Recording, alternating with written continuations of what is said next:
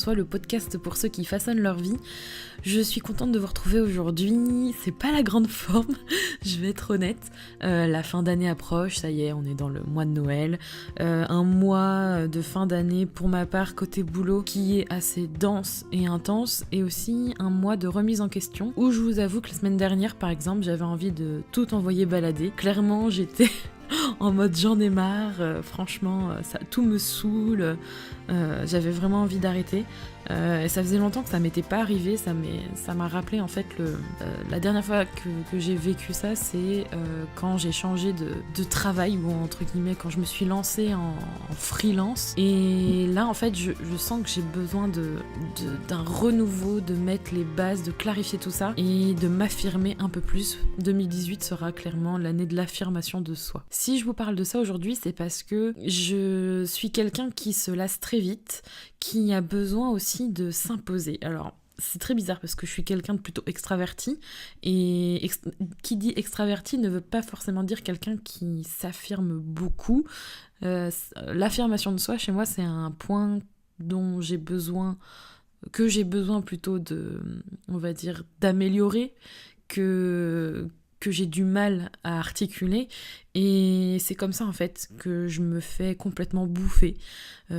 Par exemple dans mon boulot où je vais plutôt être souple, trop souple, m'effacer, alors que finalement dans d'autres situations je vais savoir plus m'affirmer, et souvent c'est quand j'oublie ce que je souhaite ou ce que j'aimerais faire que je commence peu à peu à me sentir mal. Et là on arrive à un point de non-retour en fait où clairement j'en ai vraiment ras-le-bol, et en ce moment je suis sur un point où j'essaye d'avancer, de changer un peu les choses du côté de mon activité professionnelle avec Rémi, pour faire en sorte que je me sente mieux, que je sache où je vais, parce que là clairement j'allais dans le mur. Et je sais que c'est notamment du fait que j'arrive pas à dire non, ou que j'arrive pas forcément à exprimer mon refus ou ce que je voudrais à la place. Et aujourd'hui, j'avais envie de vous parler de ça, d'apprendre à dire non, d'apprendre à dire stop, d'apprendre à dire que j'ai pas envie de faire ça, surtout dans un cadre... alors moi, je vais vous parler plus d'un cadre professionnel, parce que c'est ce que je vis en ce moment, mais ça peut être aussi dans un cadre plus personnel. Et je vais vous parler un peu de ce que j'essaye d'appliquer, mais que j'ai du mal à faire. Je me place pas du tout comme modèle, on va dire, à suivre, mais plus comme la fille qui apprend à faire les choses avec vous, parce que clairement c'est un gros point que j'ai besoin de travailler, et que je sens que j'ai besoin de travailler, parce que la conséquence de se laisser bouffer, c'est de ne plus exister et de ne vivre que par ce qu'on vous dit de faire, et vous vivez avec ce mal-être en fait constamment. Et chez moi par exemple ça se manifeste par des crises où je vais me mettre en boule et j'ai plus envie de bouger et j'ai plus envie de rien faire, ou des grosses crises de colère. Vraiment l'émotion en fait finit par prendre le pas, et j'ai pas envie de revivre ça. C'est vraiment c'est pas agréable quoi. Et en fait c'est là où je commence à perdre du sens dans ma vie, et en fait ma vision du travail que je pourrais peut-être aborder peut-être ultérieurement, c'est pas en fait de travailler pour vivre, c'est de faire de mon travail un objectif de vie, dans le sens où j'ai pas envie de me lever tous les matins et me dire oh là là faut que j'aille travailler parce que il faut que je paye mes factures. Moi mon but c'est de vivre par passion, de vivre pas d'amour et d'eau fraîche, mais de vivre en fait, de me sentir bien à tous les instants de ma vie, même s'il y a des hauts et des bas, j'en ai conscience, et qu'on fait pas toujours les choses qui nous font plaisir, mais je voudrais, et je veux qu'à 90% du temps, je me fasse plaisir, que ça me fasse plaisir de vivre, et que je suis pas là en train de me dire que je subisse pas les choses. Et c'est un peu ce qui se passe ces derniers temps. Alors pourquoi apprendre à dire non ? Pourquoi apprendre à s'affirmer un peu plus ? Tout simplement parce que arrivé à un certain stade, quand on bosse pour soi, et qu'on vend ses services, comme je vous l'expliquais dans un précédent podcast par rapport à la différence entre freelance et entrepreneur, c'est que vous allez finir par avoir un pseudo-statut de salarié si vous continuez à subir les choix de vos clients. En fait, c'est juste la clé numéro 1, c'est de savoir qu'on peut refuser. C'est un droit de refuser des choses, et je pense que c'est d'ailleurs un point très compliqué, mais aussi très défavorable pour tous les indépendants, c'est que à force de prendre le pli d'une relation dominant-dominé au lieu d'égal à égal, ça entache tout un corps de métier, toute une profession, si on peut dire ça. Ça entache en fait toutes les personnes qui se lancent ou sont indépendants. Et pourquoi ? Tout simplement parce que si vous avez ce genre de réaction et que c'est normal pour votre client, si un jour il travaille plus avec vous ou il va prendre quelqu'un d'autre, il va pas trouver ça normal et il va trouver ça même très très très déplaisant qu'un freelance lui dise non ou le traite d'égal à égal, parce que voilà, ça va rentrer dans la norme et c'est pas bon, parce que au final on va se retrouver avec des indépendants qui sont en fait du salariat déguisé et tout le monde l'aura accepté, et ça c'est pas du tout normal. Tout ça pour dire que vous avez le droit de refuser, chose que j'essaye d'appliquer de façon plutôt aisée sur ce point, mais ça paraît tellement évident et en fait, on le fait pas forcément parce qu'on a peur en fait de perdre un client, on a peur de perdre quelque chose. On est dans l'émotionnel négatif et on est trop dans l'émotion justement, on est trop dans le oh mon Dieu, si je fais ça, je vais blesser, si je fais ça, je vais perdre quelque chose, je vais me sentir mal. Mais c'est en fait déjà une des clés pour s'affirmer, le droit de refuser quelque chose. Le deuxième point, c'est, et ça c'est un truc par contre que j'apprends à faire, c'est on a le droit de pas toujours se justifier. On n'est pas toujours obligé de justifier ses choix.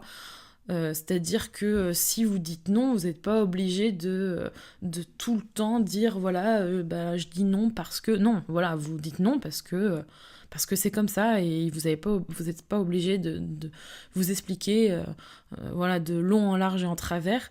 Vous êtes un être humain, vous avez le droit de faire ce que vous voulez de votre temps.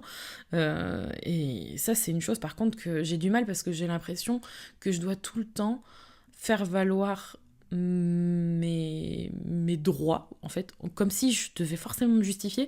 J'ai l'impression de retourner dans cette relation de salarié que pourtant je ne veux pas avoir, mais c'est comme si on se sentait pas légitime, donc du coup on se protège avec une coquille d'excuses et de justifications qui n'ont pas lieu d'être, et en plus de ça c'est vraiment pas bon parce que ça décrédibilise votre discours et au final vous retrouvez à vous mettre des bâtons dans les roues tout seul.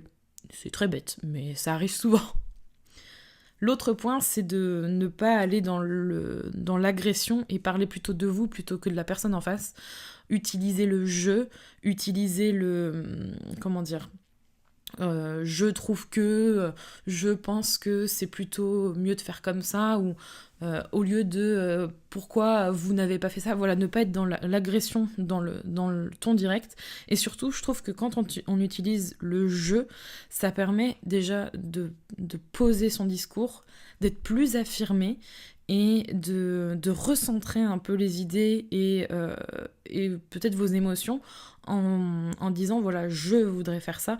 Je sais pas, c'est puissant, je trouve. Ça reste quand même des mots, mais c'est puissant et on sous-estime justement le fait de reprendre la main en utilisant les mots. Le mot je dans une phrase permet de justement recentrer l'action et ce que vous pensez. Et en utilisant ça, c'est tout bête, mais finalement, moi je trouve que ça permet de clarifier les choses de votre point de vue. Il n'y a pas quatre chemins, ça permet vraiment de se sentir plus légitime et plus fort en utilisant ce mot-là dans une phrase.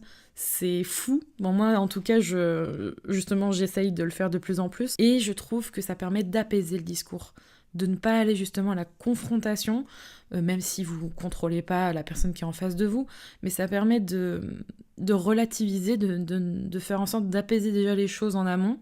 Si la personne est à l'écoute et voilà, n'est pas dans dans un discours ou dans une pensée agressive ou une action agressive, ça peut aider. Après, il n'y a pas de miracle, hein. Forcément, si quelqu'un vous sort, comme me l'a dit quelqu'un il n'y a pas longtemps, une logorée verbale, c'est un mot que j'ai appris il n'y a pas longtemps, et vous agresse totalement, il n'y a pas 36 solutions, vaut mieux le laisser parler plutôt que d'essayer de se justifier. De toute façon, ça sert à rien.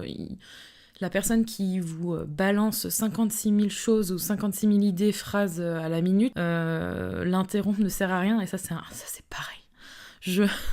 J'essaye de faire un travail sur moi, de pas justement essayer de convaincre. Essayer de convaincre l'autre à tout prix, c'est aussi un autre point. N'est pas forcément... ne vous sert pas forcément, parce que dans ce cadre-là, la personne, elle est convaincue que de ses propres idées, et si vous cherchez à tout prix à la convaincre avec des choses qui n'ont pas fonctionné auparavant, déjà vous allez vous épuiser, vous allez vous renfermer, vous sous-estimer, vous allez vous sentir mal parce que vous avez l'impression que ça vient de vous, et du coup vous allez vous dire oh bah non, je suis vraiment nulle et tout, alors qu'en fait ça vient pas forcément de vous. Donc voilà, laissez la personne parler, à un moment donnez vos idées. Si elle est pas ouverte, elle est pas ouverte, et à un moment donné, voilà, c'est autre chose, mais là, vous êtes déjà dans une phase de conflit, mais au-delà de ça, à un moment, faut faire une cassure, et il faut pas hésiter.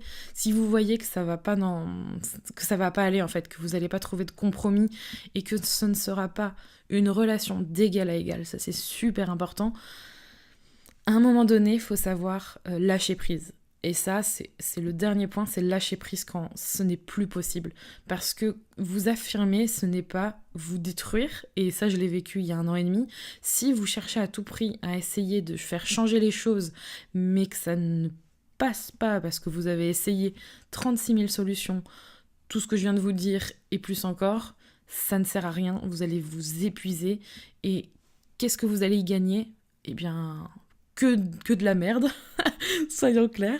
Vous allez gagner que des mauvaises choses, parce que votre estime de soi va baisser, votre confiance en vous aussi, votre santé risque d'en pâtir, vous allez sûrement, plus vous allez vous investir et du coup vous faire mal parce que ça ne marchera pas, ce sera plus dur de remonter la pente, même si vous pouvez toujours trouver des solutions pour utiliser cette énergie négative en la transformant en quelque chose de positif.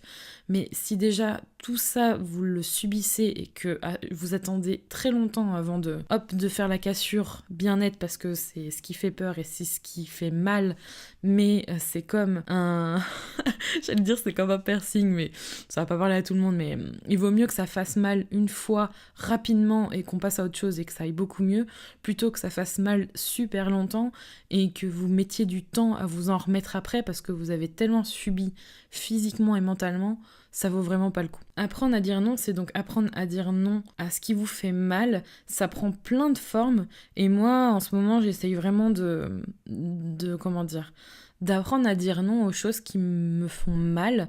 C'est des petites choses, ou d'apprendre à dire non à des situations qui me conviennent pas, ou de transformer ça pour avancer, parce que c'est un point que je voudrais vous dire pour terminer ce podcast, c'est que souvent quand on s'affirme pas, on subit beaucoup les choses, et on a tendance à s'enfermer dans un modèle, et on met du temps en fait à voir que finalement tout ce qu'on est en train de faire pour faire plaisir, ça ne sert à rien, parce que nous, on n'y trouve pas notre compte.